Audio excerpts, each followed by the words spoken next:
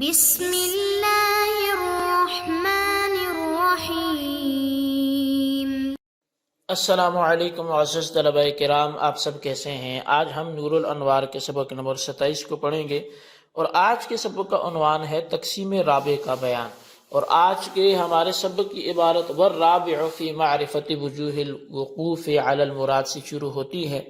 آئیے سب سے پہلے عبارت پڑھ کے اس کا ترجمہ کرتے ہیں، اس کے بعد باقاعدہ سبق کی وضاحت کی طرف بڑھتے ہیں۔ مصنف علیہ رحمہ لکھتے ہیں والرابع فی معرفت وجوہ الوقوف علی المراد، اور چوتھی تقسیم مراد پر مطلع ہونے کی طریقوں کی معرفت کے بارے میں ہے۔ یہ تقسیم الرابع فی معرفت طرق وقوف المجتہد علی مراد النظم، یعنی چوتھی تقسیم وہ نظم کی مراد پر مجتہد کے مطلع ہونے کی طریقوں کی پہچان میں ہے۔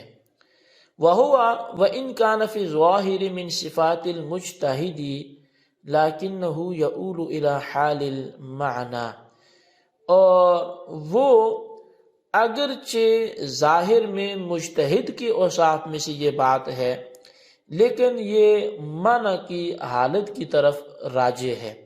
وَبِوَاسِطَتِهِ إِلَى اللَّفْظِ، اور پھر معنی کے واسطے سے یہ لفظ کی طرف آتی ہے۔ وَلِذَا قِيلَ إِنَّ هَذَا التَّقْسِيمَ لِلْمَعْنَى دُونَ اللَّفْظِ، یہی وجہ ہے کہ پھر کہا گیا ہے کہ یہ جو تقسیم ہے یہ پھر معنی کی لیے ہے، نہ کہ یہ لفظ کی ہے۔ تو یعنی یہ تقسیم معنی کی ہے، یہ لفظ کی نہیں ہے۔ وَهِيَ أَرْبَعَةٌ أَيْضًا، اور یہ تقسیم رابع میں بھی 4 قسمیں ہیں۔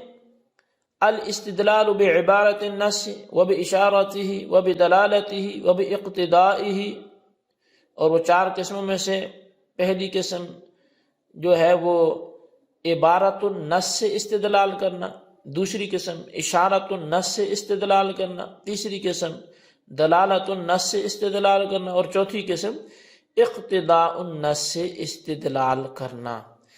اب یہ 4 قسمیں ہیں، اور ان کی وجہ حسر بیان کرتے ہوئے مصنف علیہ رحمہ لکھتے ہیں۔ آئیے اب ان کی عبارت اور اس کے ترجمے کے اعتبار سے ہم وجہ حسر کی طرف نظر کرتے ہیں۔ قال لأن المستدل ان استدل بالنظم فإن كان مسوقا فهو عبارة النص وإلا فإشارة النص، فرمایا کہ اس لیے کہ استدلال کرنے والا اگر نظم سے استدلال کرے گا، پس اگر نظم معنی کے لیے قصدن لایا گیا ہو تو وہ عبارت النص ہے، اور اگر ایسا نہ کیا گیا ہو تو وہ اشارت النص ہے۔ وَإِن لَمْ يَسْتَدِلَّ بِالنَّظْمِ بَلْ بِالْمَعْنَى، اور اگر وہ نظم سے استدلال ہی نہ کرے بلکہ معنی سے استدلال کرے، فَإِن كَانَ مَفْهُومًا مِّنْهُ بِحَسْبِ اللُّغَةِ فَهُوَ دَلَالَةُ النَّصِ وَإِلَّا فَإِن تَوَقَّفَ عَلَيْهِ صِحَّةُ النَّظْمِ شَرْعًا أَوْ عَقْلًا فَهُوَ اقتضاء النَّصِ وَلَمْ يَتَوَقَّفْ عَلَيْهِ فَهُوَ مِنَ الاستدلالات الفاسدة على ما سيجيء ان شاء اللہ تعالی۔ تو فرمایا کہ اگر وہ استدلال نظم سے نہ کرے بلکہ معنی سے کرے، تو اگر جو مفہوم لغت کے اعتبار سے اس سے اخذ کیا گیا تو وہ دلالت النص ہے، اور اگر اس اعتبار سے نہیں کیا گیا تو پھر اس پر نظم کا صحیح ہونا شرعاً موقوف ہوگا یا عقلاً ہوگا، تو وہ تو اقتضاء النص ہے، اور اگر اس پر نظم کا شرعاً یا عقلاً موقوف ہونا یہ صحیح نہ ہو تو پھر وہ استدلالات فاسدہ میں سے ہے، جس کا بیان انشاءاللہ عنقریب آئے گا۔ جی طلبہ کرام، یہ ہمارے سبق کی عبارت اور اس کا ترجمہ تھا۔ اب آئیے اس کی تشریح و توضیح کی طرف بڑھتے ہیں۔ مصنف علیہ رحمہ نے عبارت النص، اشارت النص وغیرہ میں جو ہے وہ یہ سبق کو بیان کیا ہے۔ چونکہ عبارت النص، اشارت النص وغیرہ میں نص سے مراد وہ لفظ ہوتا ہے جو معنی پر دلالت کرتا ہے۔ یہاں نص سے مراد وہ نہیں ہے جو تقسیم ثانی میں ظاہر کے مقابل مذکور ہے، اور معنی سے مراد وہ ہے جو عبارت النص، اشارت النص، دلالت النص اور اقتضاء النص سے ثابت ہوگا۔ مصنف نے فرمایا ہے کہ چوتھی تقسیم اس اعتبار سے ہے کہ مجتہد نظم اور لفظ کی مراد سے کس طرح واقف ہوگا، لیکن اس پر یہ اعتراض ہو سکتا ہے کہ چوتھی تقسیم کو کتاب اللہ کی تقسیمات میں سے شمار کرنا یہ غلط ہے، کیونکہ کتاب کی تقسیمات وہ ہیں جو نظم اور معنی کی تقسیمات ہیں، اور چوتھی تقسیم وقوف کی تقسیم ہے، اور واقف ہونا مجتہد کی صفت ہے۔ پس جب وقوف مجتہد کی صفت ہے اور چوتھی تقسیم وقوف کی تقسیم ہے، جو چوتھی تقسیم کو کتاب اللہ کی تقسیمات میں شمار کرنا کس طرح سے درست ہوگا؟ تو اس کا جواب یہ ہے کہ مراد نظم سے واقف ہونا اگرچہ بظاہر یہ مجتہد کی صفت ہے، لیکن وہ معنی کے حال کی طرف راجع ہے، یعنی مجتہد یہ دیکھے گا کہ معنی اور مراد کس طرح ثابت ہے، عبارت النص سے ثابت ہے یا اشارت النص سے، دلالت النص سے ثابت ہے یا اقتضاء النص سے، پھر معنی کے واسطے سے لفظ کی طرف راجع ہوگا، یعنی لفظ اس معنی پر عبارت النص کے ساتھ دلالت کرے گا یا اشارت النص کے ساتھ دلالت کرے گا، دلالت النص کے ساتھ دلالت کرے گا یا اقتضاء النص کے ساتھ دلالت کرے گا۔ بہرحال مجتہد کا علم اور وقوف لفظ اور معنی دونوں سے مستفاد ہے، لیکن اس تقسیم میں چونکہ معنی اصل اور لفظ تابع ہے، اس لیے اس تقسیم کو معنی کی تقسیم قرار دیا گیا اور لفظ کی تقسیم نہیں قرار دیا گیا۔ اس تقسیم کے تحت بھی پھر چار قسمیں بنتی ہیں، ایک استدلال جو ہے وہ عبارت النص سے استدلال کرنا، یا دوسری قسم بنے گی اشارت النص سے استدلال کرنا، تیسری قسم بنے گی دلالت النص سے استدلال کرنا، اور چوتھی قسم ہے اقتضاء النص سے استدلال کرنا۔ اب یہ چار قسمیں بن گئی، تو ان چاروں کے درمیان وجہ حسر، جیسے کہ ہم ہر تقسیم میں یہ چیز پڑھتے آئے کہ جہاں بھی چار چار قسمیں، یہ تقریباً چاروں ہمارے گزشتہ سمیت جو اسباق ہیں، پہلی تقسیم، دوسری تقسیم، تیسری تقسیم، چوتھی تقسیم، تو یہ وجہ حسر ایک سمجھنے کے لیے بہت مفید ہوتی ہے، اس لیے ہر تقسیم کی چار چار قسموں میں وجہ حسر کو بیان کیا گیا۔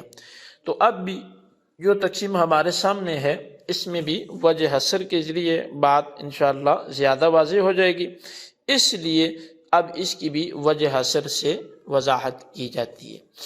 تو یہ عبارت النص، اشارت النص اور دلالت النص، اقتضاء النص، ان چاروں قسموں کی وجہ حسر یہ ہے کہ دلیل پیش کرنے والا نظم سے دلیل پیش کرے گا یا پھر معنی سے دلیل پیش کرے گا۔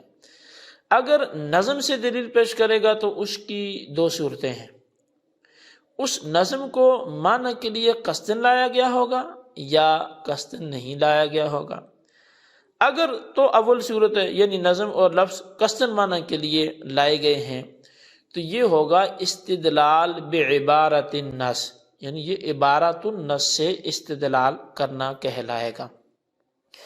اور اگر نظم معنی کے لیے قصداً نہیں لایا گیا، یعنی تو وہ اگر چونکہ دو صورتیں تھیں، نظم کو معنی کے لیے قصداً لایا گیا ہوگا یا نہیں، تو یہ اگر دوسری صورت ہو یعنی قصداً نہ لایا گیا ہو، تو پھر یہ استدلال باشارت النص ہوگا، یعنی یہ اشارت النص کے ذریعے سے استدلال کرنا کہلائے گا۔ اور اگر معنی سے دلیل پیش کرے گا تو اس کی بھی دو صورتیں ہیں، اب وہ معنی اس لفظ سے لغت کے اعتبار سے سمجھا جا رہا ہے یا لغت کے اعتبار سے نہیں سمجھا جا رہا۔ تو اگر تو اول صورت ہے، یعنی معنی اس لفظ سے لغت کے اعتبار سے سمجھا جا رہا ہے، تو پھر وہ استدلال بدلالت النص ہوگا، یعنی وہ دلالت النص کے ذریعے سے گویا استدلال کیا جا رہا ہے اور وہ دلالت النص کہلائے گا۔ اور اگر لغت کے اعتبار سے مفہوم نہ ہو تو پھر بھی اس کی دو قسمیں، دو صورتیں بن جاتی ہیں۔ پہلی یہ کہ اس معنی پر نظم کی صحت شرعاً یا عقلاً موقوف ہوگی یا نہیں ہوگی۔ تو اگر اس معنی پر نظم کی صحت شرعاً یا عقلاً موقوف ہے تو یہ استدلال باقتضاء النص ہے، یعنی کہ اقتضاء النص کے ذریعے سے استدلال کرنا ہے۔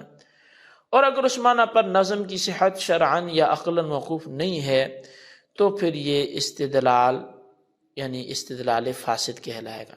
تو یہ استدلالات فاسدہ ہیں جس کا ذکر مصنف نے فرمایا کہ آئندہ انشاءاللہ آئے گا۔ تو جی یہ ہماری تقسیم رابع کے حوالے سے گفتگو تھی۔ تو تقسیم رابع میں ہم نے کیا پڑھا؟ تقسیم رابع میں ہم نے پڑھا جی کہ یہ مجتہد کی جو اطلاع ہوتی ہے مراد پر، تو اس کی وجوہ کی جو معرفت تھی اس حوالے سے ہم نے گفتگو کی. اس میں بھی 4 قسمیں پڑھی. ان کو خلاصتاً اپنے رجسٹر پر ضرور نوٹ کریں، بالخصوص ان سوالات کے جوابات دیں. سوال نمبر 1 یہ ہے کہ یہ تو جو چوتھی تقسیم ہے یہ لفظ کیونکہ مجتہد کی صفات میں سے ہیں تو ہونا تو یہ چاہیے تھا کہ یہ لفظ کی قبیل سے ہوتا، تو یہ معنی کی قبیل سے کیسے ہو گیا؟ اس کا جواب ارشاد فرمائیں. اور سوال نمبر 2 یہ ہے کہ ان 4 قسموں کی وجہ حسر تحریر کریں. اللہ تبارک و تعالیٰ سے دعا ہے جو کچھ ہم نے پڑھا سنا اسے یاد رکھنے کی توفیق نصیب فرمائے. آمین بجاہ نبی الامین صلی اللہ علیہ وسلم.